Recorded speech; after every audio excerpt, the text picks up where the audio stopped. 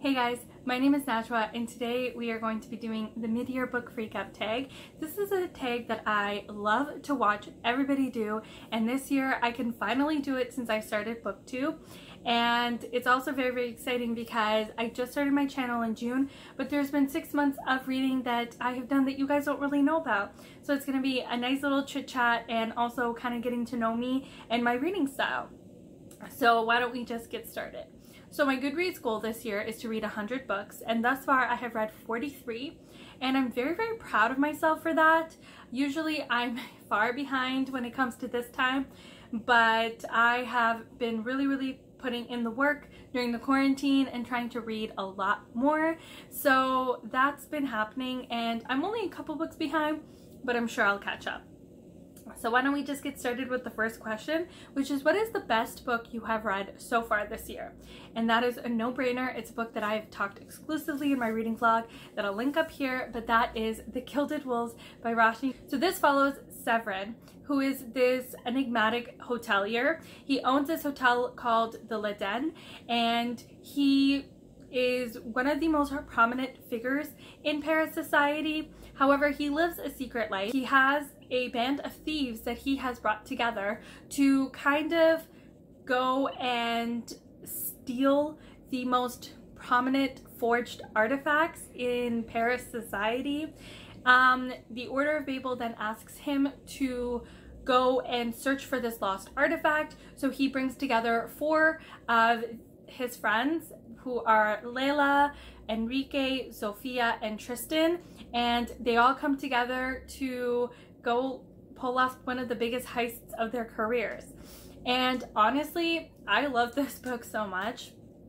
Firstly, I think the writing style is really phenomenal. Roshni Chokshi just has this amazing lush writing style that just grips you from the beginning, and you are just thrown into the story and you're obsessed with it. Secondly, the commentary of racial division as well as colonialism and racism within this book was so amazing to see. Honestly, I wasn't even expecting that, but all the discussions that this book had, I was extremely blown away because everything was so relevant to what's happening today. And thirdly, if you guys didn't know, there is this Layla Majnu folktale that is infused within this. Layla Majnu is the Indian Romeo and Juliet, but it's a little more complicated than the original Romeo and Juliet, and this whole book has that infused within it, which is just one of my favorite parts of the book because it not only brings the Indian folklore, but it also brings like other diverse things in it. And it's just such a good book. Honestly, I can't recommend this book enough. I know some people who have read it find that it's difficult to understand, but honestly, I think once you kind of get into the groove of Roshni Chokshi's writing, I don't think it's hard or difficult, and I really recommend. So this is definitely my favorite book of this year. The next question is your favorite sequel of this year, and that is a no-brainer. It has to go with A Court of Mist and Fury by Sarah J Maas. I had been just not reading the Court of Thorns and Roses series. I was just postponing it. I was just kind of dragging my feet because I just really didn't want to read it. But this quarantine, I was like, you know what? I'm gonna finish this series. So I reread ACOTAR, which I gave 5 stars, and then I read A Court of Mist and Fury. And I'm gonna say this book did what it intended to do, and that was provoke emotion and anger and happiness and every emotion known to man, because this book is a ride. I loved where this book went. I love where the story arc went, and the introduction to the characters, the inner circle, the world building, the different locations like Valeris. It was just mind-blowing. From the first book to this book, you can really see Sarah J Maas's writing style just improve immensely, and honestly, I just loved this book so much. I actually bawled my eyes out on chapter 55, and the end of the book which left me screaming. If you don't know, A Court of Thorns and Roses series is a series that follows Farah, who is a human, and she ends up killing this wolf while she's out hunting. What ends up happening is that wolf is actually a fae, and one of the High Lords comes and takes her and whisks her off to fairy, saying a life for a life as a bargain. So she ends up living in the fairylands. There's this evil tyrant named Amarantha who ends up taking her and saying that if you want to survive, you need to do these 3 tasks for me. Honestly, the book is way more complicated than that, but that's usually just the gist of it. But this is definitely my favorite sequel, and yeah, and also, I mean, who's not a hoe for Rhysand? So next question is new release you haven't read yet but want to, and that's really easy. It's a book that I pre-ordered and I still can't believe I haven't picked it up, but I'm definitely going to be picking it up soon, and that is A Song Below Water by Bethany C. Marrow. Honestly, first off, can we just appreciate this gorgeous cover? This book pretty much follows 2 best friends who are sirens, and they are currently trying to hide their powers from society, but somehow their powers get loose and they just have to fight the racism and the sexism that they are facing on a daily basis.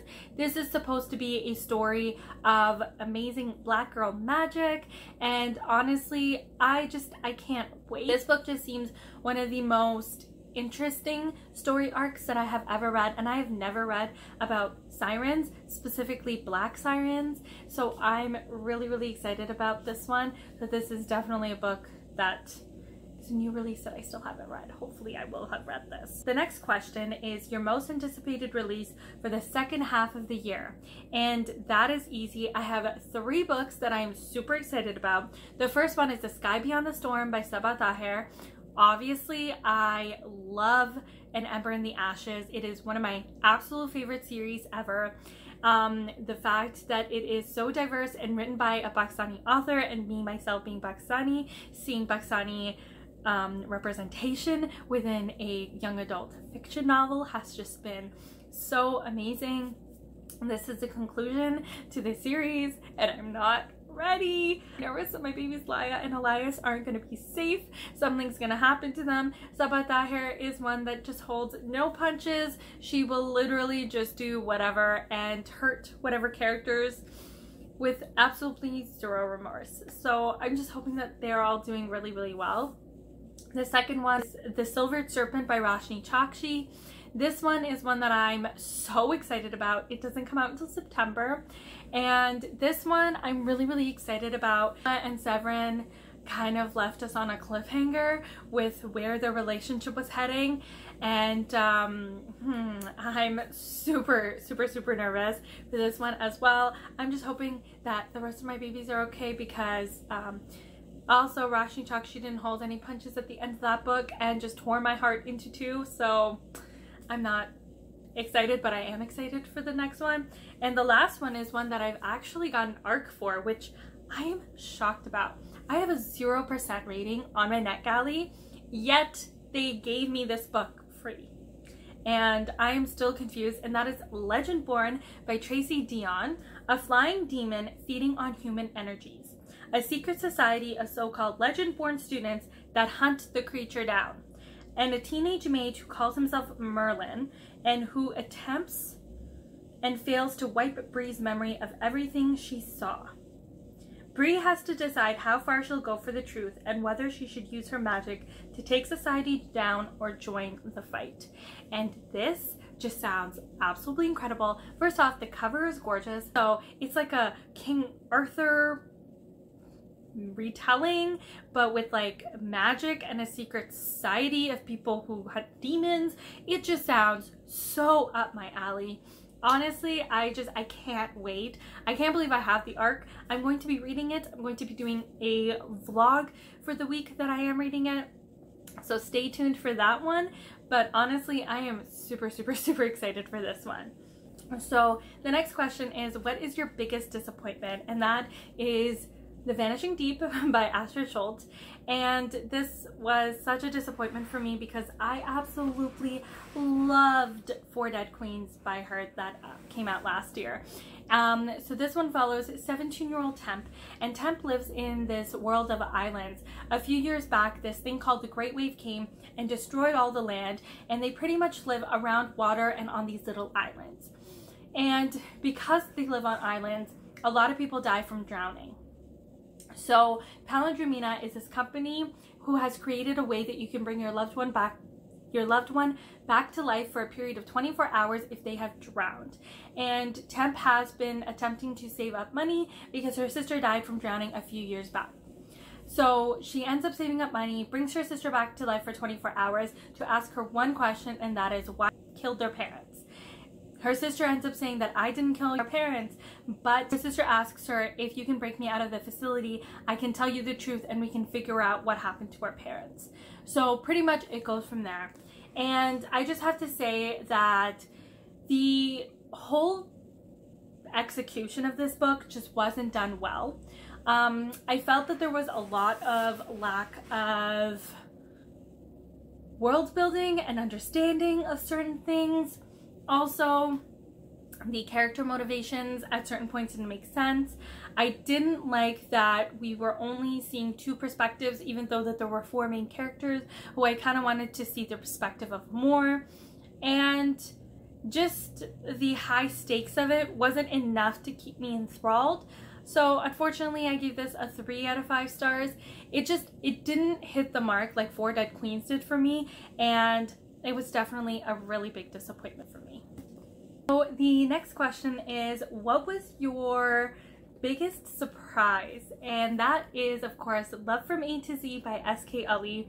Now, I was very nervous to read this book because I read her previous debut novel, Saints and Misfits, and I didn't like it. I just thought that the representation of Muslim and Islam wasn't really well done. However, this one completely surprised me.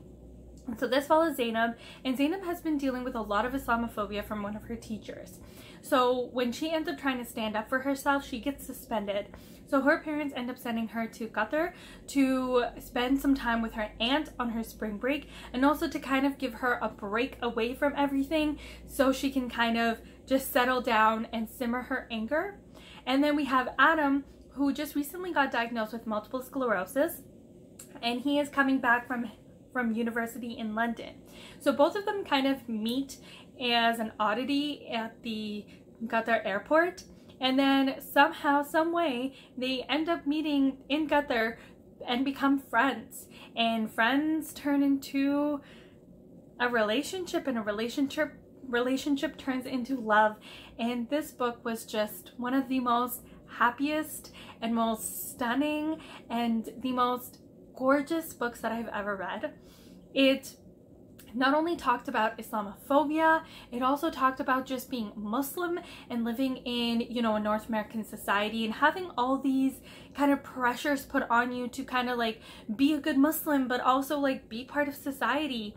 I also just loved the MS conversations within this. As someone who doesn't really know much about multiple sclerosis, I learned a ton from Adam, especially with what he was experiencing. I also just really loved the presence of adults in this.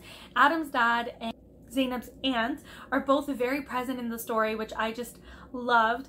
And the biggest part of the story that I just adored was the fact that this was such a halal and genuine story of two young Muslim teenagers who are falling in love. They are also determined not to sin, and they are just one of my 2 favorite new characters.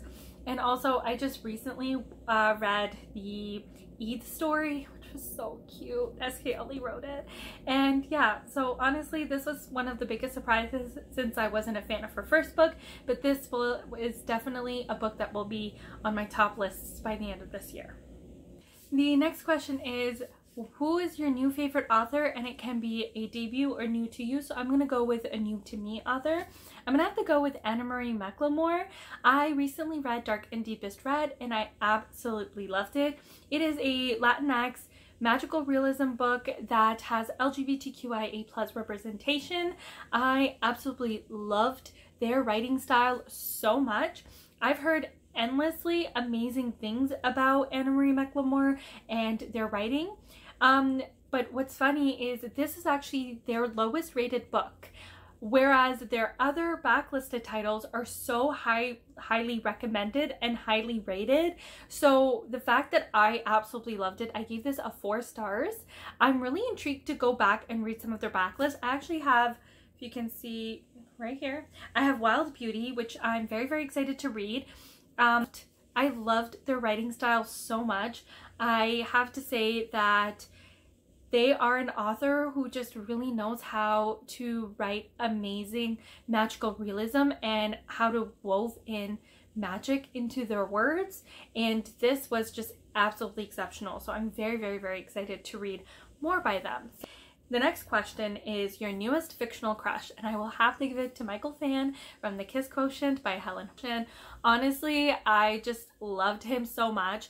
First off, he is a tattooed badass, and he has the most sweetest soul ever. He also tailors clothes. Like, what? And he cooks, and he's just genuinely loving and sweet. And can we just say that he knows his way around a woman's body. So let me just say, I was squealing like a schoolgirl while I was listening to that audiobook. And I remember at this one point, I was listening to a sex scene that came up, and my husband walked in and he screamed and he was freaking out. He was like, "What the hell are you listening to?" And I'm just like, well, that's how a man really does it. And I don't think he was very, very pleased. And I tell him to this day that I'm sorry, Michael Fan has officially stolen my heart. And even though we are married, you have no relevance in this anymore. So yeah, it has to be Michael Fan from The Kiss Quotient. The next question is your newest favorite character. And I'm gonna have to go with Lila Bard from A Darker Shade of Magic by V.E. Schwab. Honestly, Lila is one of my newest favorite characters because she's so funny, she's so badass, she knows exactly what she wants and she knows how to go and get it. She's also extremely independent, and she's had to be. But I also think that there is so much more about her character that we are going to learn in the next few books, because holy moly, the way that this book ended, especially on Lila's character arc, I feel like there's such an amazing way to develop her character and character growth. And that's one thing that I love about the way that V.E. Schwab wrote Lila Bard, is because there is definite ways to kind of grow the character into someone so incredible. There's going to be such badassery that's going to be coming out of this series once I get to the next couple books, because yeah, she is definitely my new favorite character, and I really, really recommend reading this book. It was so good. I gave this one a 5 stars. So the next question is a book that made you cry, and I'm gonna have to say that is This Is How You Lose the Time War by Amal El-Matar and Max Gladstone. This is a very, very, very hard book to explain, but essentially it follows Red and Blue, who are agents from 2 different warring factions, and one of them ends up leaving a note for the other as a taunt to kind of say, well, we are gonna win the time war. This one correspondence makes them write more correspondences to each other that first turn from enemies to friends to lovers. And it was just a beautifully stunning book. It is so hard to explain because Red and Blue are just extremely hard characters to explain, but they're both such an integral part of the story. The whole system of the time war is so hard. I don't think I understood it. There's like 100 pages where you really don't know what's going on, but for some reason, once it clicks, it just clicks. I was literally bawling my eyes out by the end of this because it became a will they, won't they? Are they going to end up together? Are they going to win the time war? Are they going to lose the time war? What's going to happen? And it was such a high stakes story that really just kept you on the edge of your toes. And what I just loved about it was the writing style was so stunning. I loved how both authors wrote each character individually, but how they kind of became an integral part of the story together, and it all made sense. I loved the world. I just loved that it also is a sapphic romance. They are two females, and just seeing the progression of their relationship and their love was just one of the most stunning things I've ever experienced in a book. I will hold that book in my heart because it is such a stunning, stunning, stunning story, and I would really, really recommend you guys all to read. The next question is a book that made you happy, and I have to say that it was definitely My Brother's Husband Volume 2 by Gengoro Tagami. This book follows Yeiichi, who is a suburban stay-at-home dad, and he has a young daughter named Kana.